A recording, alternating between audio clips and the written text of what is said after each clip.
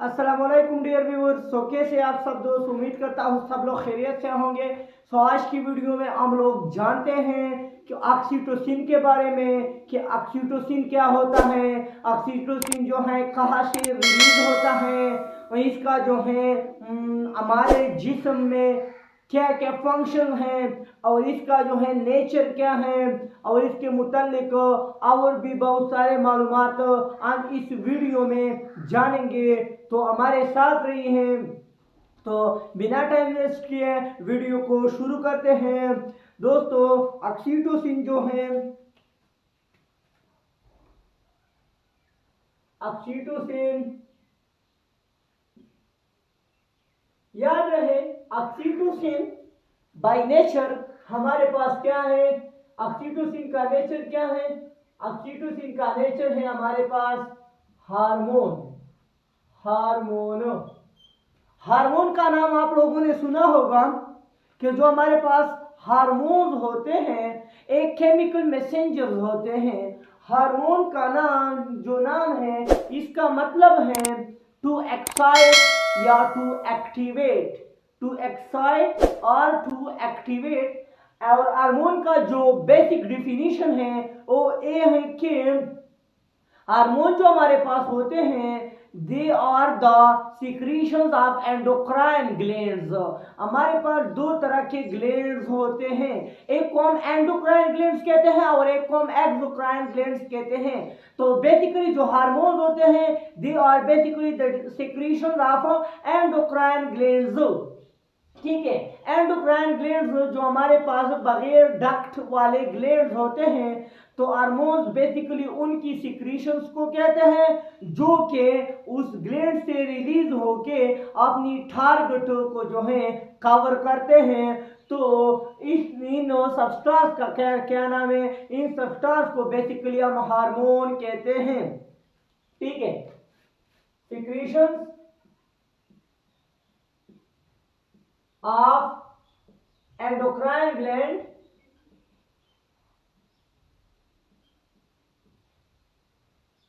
which via blood reaches their target point। ठीक है दोस्तों, वाया का मतलब है थ्रू, में से, के जरिए। वाया का मतलब के जरिए। ठीक है, तो ये हमारे पास हार्मोन्स हैं और hormones basically by the nature क्या होते हैं, hormones by the nature proteins होते हैं। और जो ऑक्सीटोसिन है ये क्या है, ये हमारे पास हार्मोन है। ठीक है, लेकिन जरूरी नहीं कि सारे के सारे हार्मोन्स हमारे पास क्या हो, वो प्रोटीन से बने हो। लेकिन जो ऑक्सीटोसिन है ये आई थिंक अब मैं कंफर्म नहीं हूँ, लेकिन जो ऑक्सीटोसिन हार्मोन है हमारे पास शायद इसी का नेचर प्रोटीन ही है। लेकिन ज्यादातर हार्मोन्स हमारे पास क्या होते हैं, वो प्रोटीन से मिलकर बने होते हैं। लेकिन हाँ, स्टीरॉयडल हार्मोन्स भी हैं हमारे पास, पॉलीपेप्टाइडल हार्मोन्स भी हैं। ठीक है, तो ये तरह मुख्तलिफ किस्म के हार्मोन्स है हमारे पास। तो ये थी हमारे पास ऑक्सीटोसिन की नेचर। अब हम जाते हैं ऑक्सीटोसिन का जो सोर्स है, मतलब है ऑक्सीटोसिन कहां से रिलीज होता है, अब हम उसको जो है कवर करते हैं। तो ऑक्सीटोसिन जो है it is secreted from the posterior part of what, posterior part of pituitary gland। ठीक है, जो हमारे पास पिट्यूटरी ग्लैंड होता है जो कि यह माइंड में जो है एम्बेडेड होता है, जो है एपिथैलेमस के सॉरी हाइपोथैलेमस के बीनीथ होता है। तो इस ग्लैंड को क्या कहते हैं, इस ग्लैंड को हमारे पास पिट्यूटरी ग्लैंड कहते हैं। और इसके जो है हमारे पास 3 पार्ट होते हैं, एंटीरियर पिट्यूटरी, पिट्यूटरी ये इसका पहला पार्ट है, दूसरा मिडल पिट्यूटरी ये इसका दूसरा पार्ट हुआ, तीसरा पोस्टीरियर पिट्यूटरी। ये क्या हुआ, ये इसका जो है तीसरा पार्ट हुआ हमारे पास। तो जो इसका तीसरा पार्ट है हमारे पास पोस्टीरियर पिट्यूटरी, इस पार्ट से जो है जो सा हार्मोन हमारे पास रिलीज होता है उसका नाम क्या है, बेसिकली उसका ऑक्सीटोसिन है। ठीक है, उसका क्या है, उसका ऑक्सीटोसिन है। तो इसका जो है सोर्स हमारे पास क्या है, पोस्टीरियर पिट्यूटरी है। अब हम चलते हैं कि ये जो ऑक्सीटोसिन है ये किस मकसद के लिए जो है बॉडी में रिलीज किया जाता है, इसका बेसिक फंक्शन क्या है। तो अब हम जाते हैं वीडियो के एंड पे इसके फंक्शन के हवाले से पढ़ते हैं, फिर इंशाल्लाह वीडियो की यहाँ पे हम इख्तिताम करेंगे। तो हम जानते हैं अब इसकी जो फंक्शन है, फंक्शन ऑफ पिट्यूटरी ग्लैंड,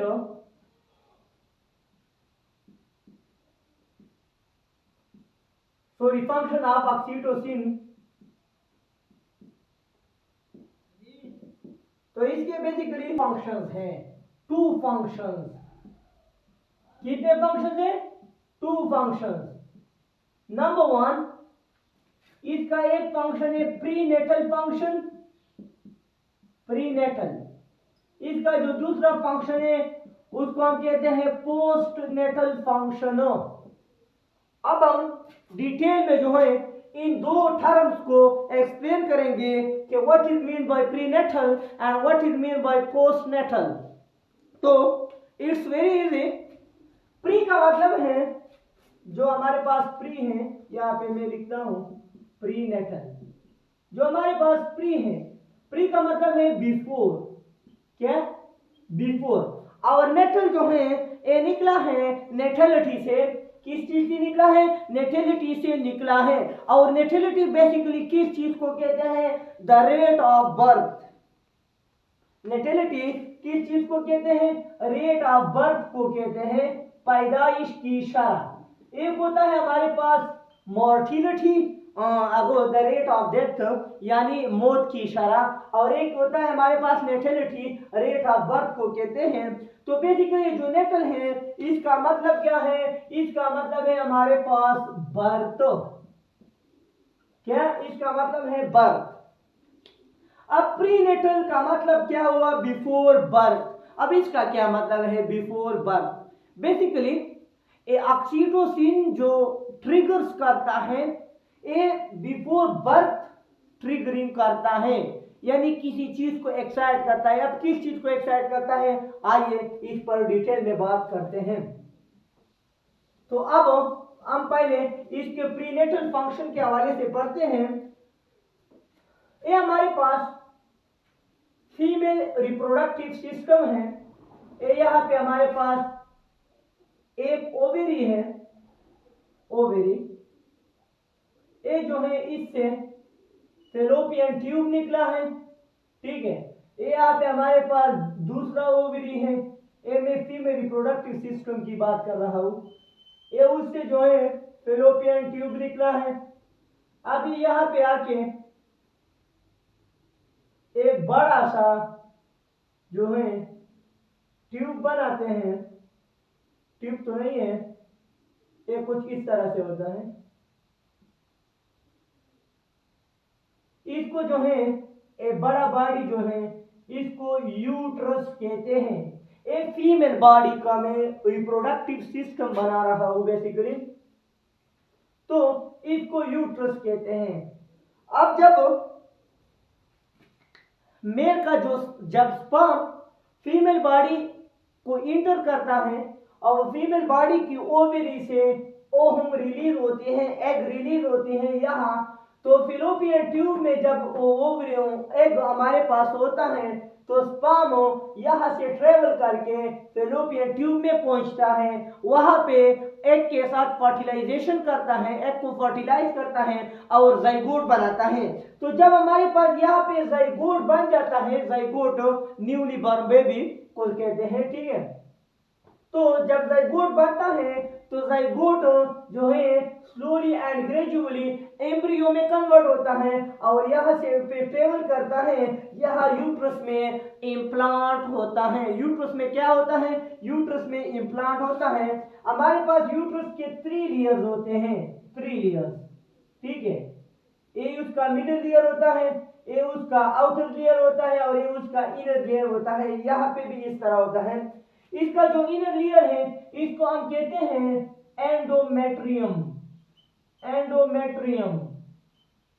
इसका जो मिडिल लेयर है इसको हम कहते हैं मायोमेट्रियम और इसका जो आउटर लेयर है इसको हम कहते हैं पेरीमेट्रियम, ठीक है।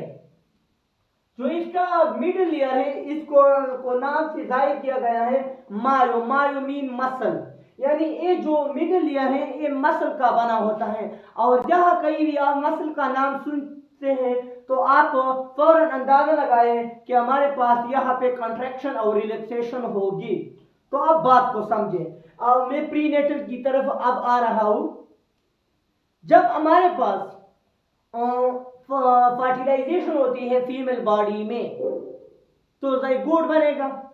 तो जब जाइगोट बनेगा वो यहाँ पे एंडोमेट्रियम में हमारे पास इम्प्लांट होगा।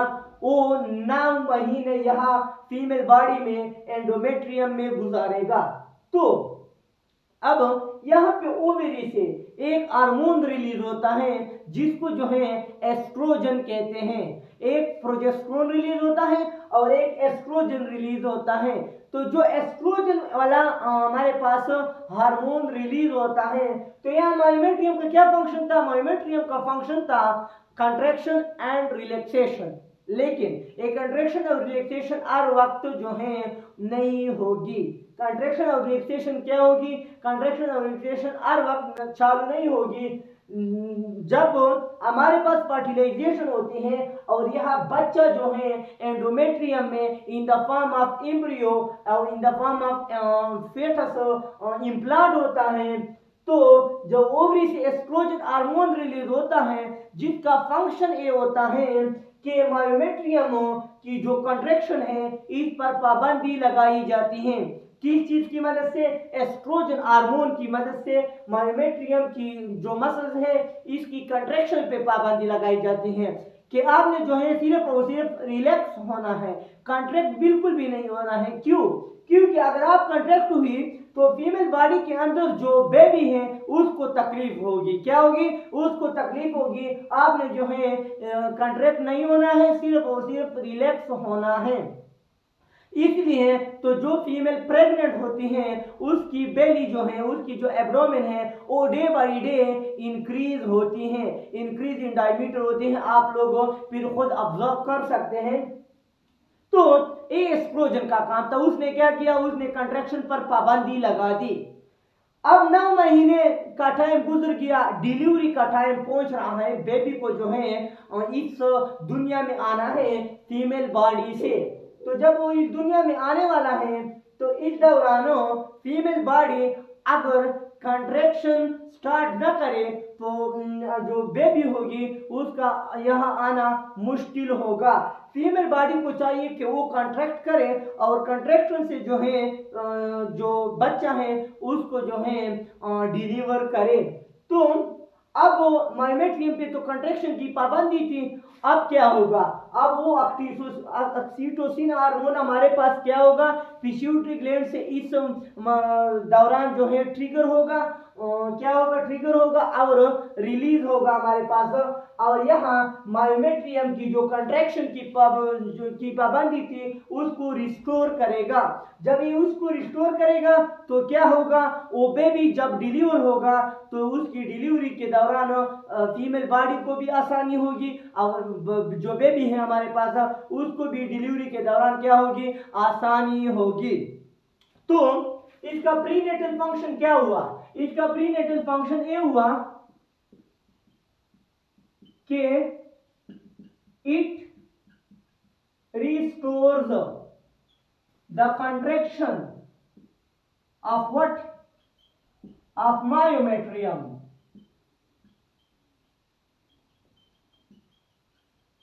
so that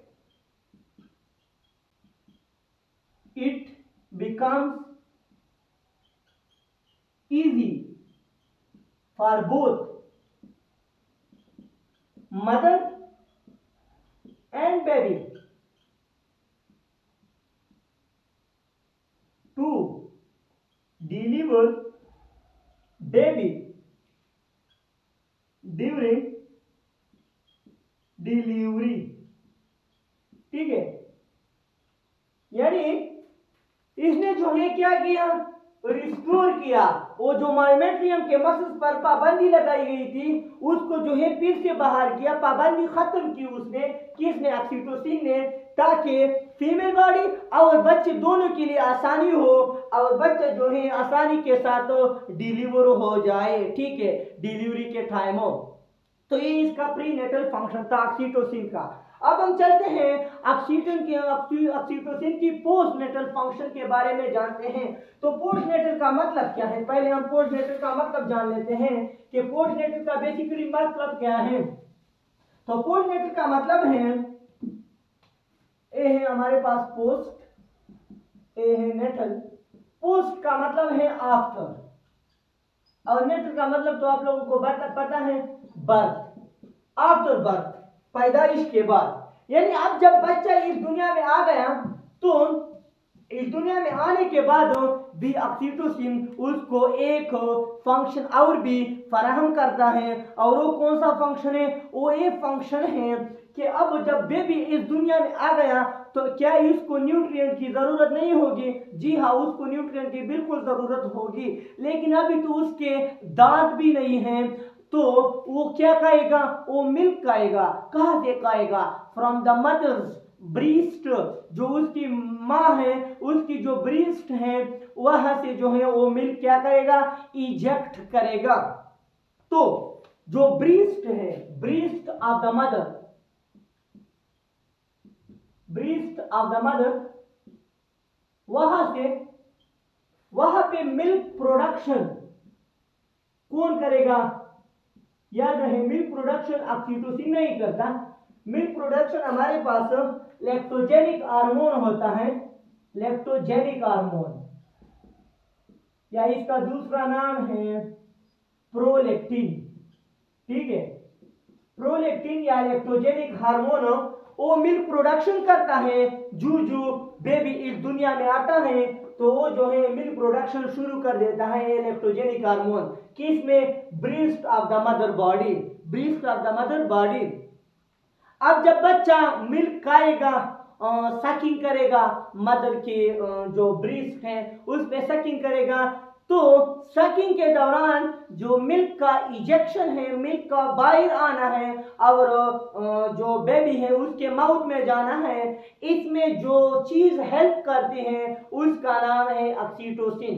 यानी ऑक्सीटोसिन का जो पोस्टनेटल फंक्शन है, पोस्टनेटल फंक्शन, वो क्या है कि it helps the baby to eject milk during sucking behavior of the baby। ठीक है, यानी जब बेबी मदर बॉडी से जो है वो मिल्क इजेक्ट करता है तो मिल्क के इजेक्शन के दौरान जो चीज उस बच्चे को जो है दूध बाहर निकालने में मदद देता है वो ऑक्सीटोसिन है, और ये ऑक्सीटोसिन का आफ्टर बर्थ का फंक्शन हो गया।